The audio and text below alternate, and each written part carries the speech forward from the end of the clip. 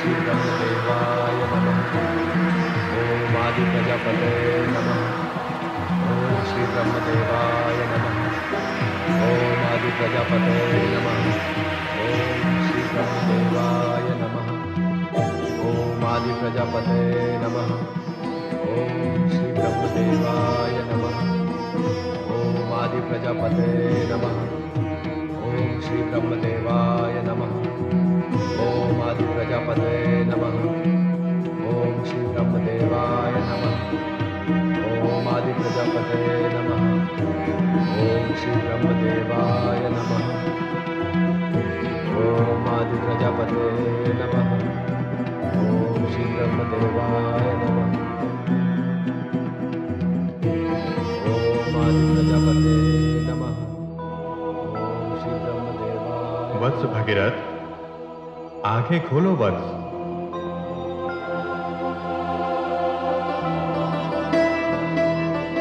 मैं ब्रह्मा हूं वत्स, बोल तुझे क्या वर चाहिए?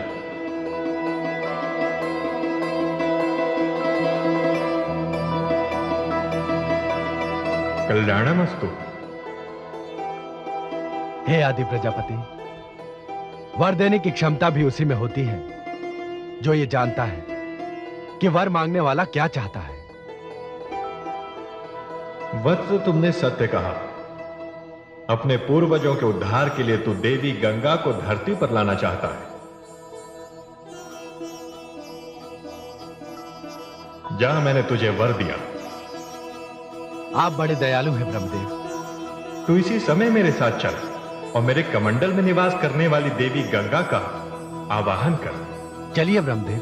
ठहरो भगीरथ, इससे प्रथम कि तुम मेरा आवाहन करो, मैं तुम्हें सावधान करना चाहती हूँ कि बिना किसी शक्तिशाली आधार के यदि मैं ब्रह्मलोक से पृथ्वीलोक पर आई तो मेरे वेग को, मेरे प्रवाह को पृथ्वी के लिए सहन करना कठिन ही नहीं, असंभव हो जाएगा। मैं पृथ्वी के जिस भाग पर भी उतरूंगी, विध्वंस की लीला करती हुई पाताल लोक पहुंच जाऊंगी। हे माते, आपने वास्तविकता का ज्ञान देकर मुझ पर बहुत बड़ा उपकार किया है।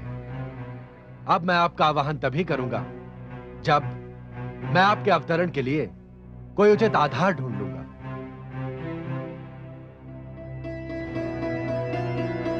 आयुष्मान भव।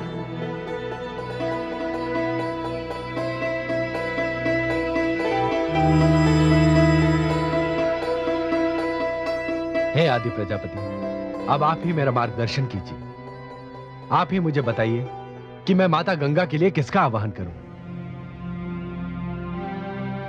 वत्स, इसके लिए सारी सृष्टि में एक ही देव ऐसे हैं जो दयालु हैं, कृपालु हैं और सर्वशक्तिमान हैं। वो हैं देवों के देव, देवादिदेव महादेव। वत्स, तुम उन्हीं की शरण में जाओ। तुम्हारी समस्या का समाधान मात्र उन्हीं के पास है। तुम जाकर भगवान शिव को प्रसन्न करने की चेष्टा करो। जैसी आपकी आज्ञा ब्रह्मदेव। कल्याणमस्तु।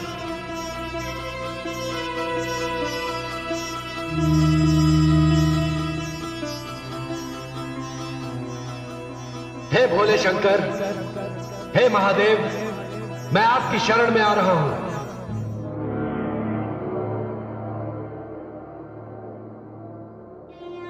देवादिदेव, देवादिदेव,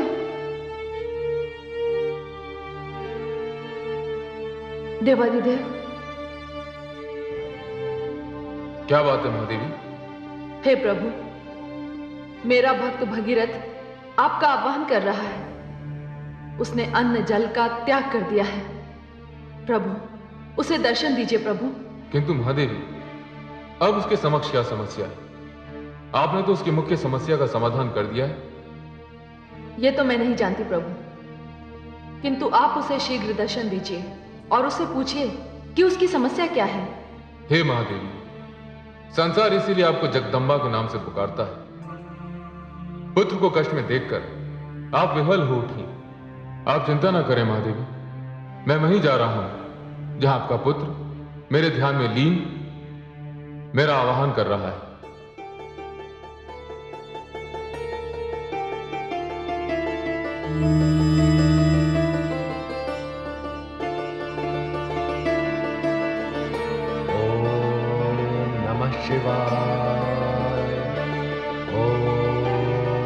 शिवाय। ओम नमः शिवाय। ओम नमः शिवाय। ओम नमः शिवाय। ओम नमः शिवाय। ओम नमः शिवाय।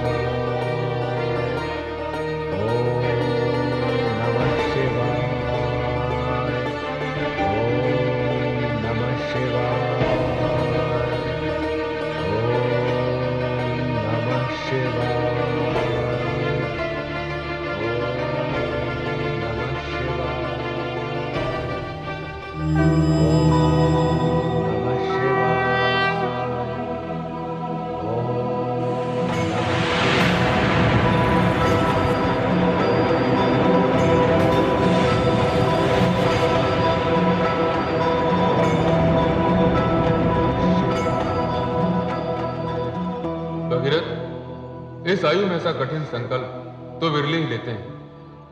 आंखें खोलो पुत्र। प्रभु,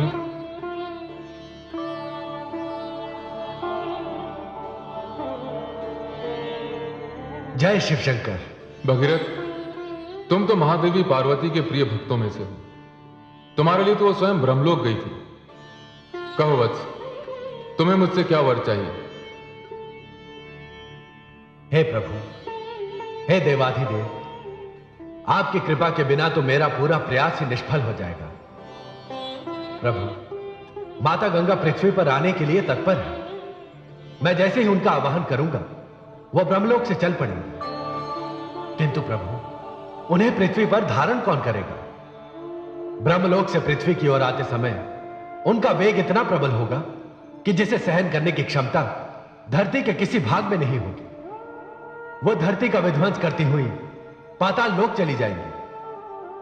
ऐसी स्थिति में हे देवादिदेव, मेरे उद्देश्य की पूर्ति नहीं होगी। मैं समझ गया पुत्र। तुम्हें पृथ्वी पर गंगा को धारण करने के लिए उनका अपना एक स्थायी निवास चाहिए।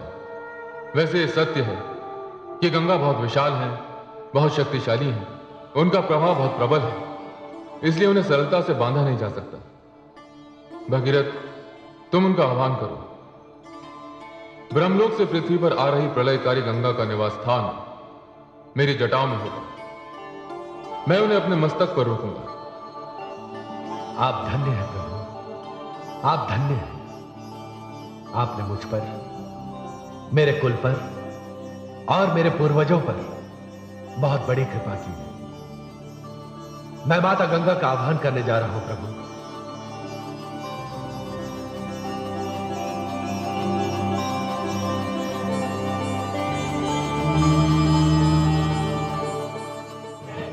हे माता गंगा, मैं आपके आदेश के अनुसार आपका आह्वान कर रहा हूं।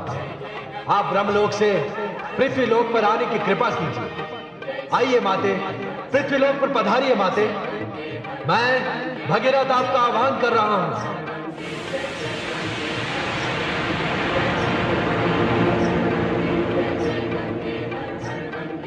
हे आदि प्रजापति, मैं धरती पर जा रही हूं। आपने इतने समय तक मुझे आश्रय दिया, इसके लिए मैं आपकी आभारी हूं। प्रणाम।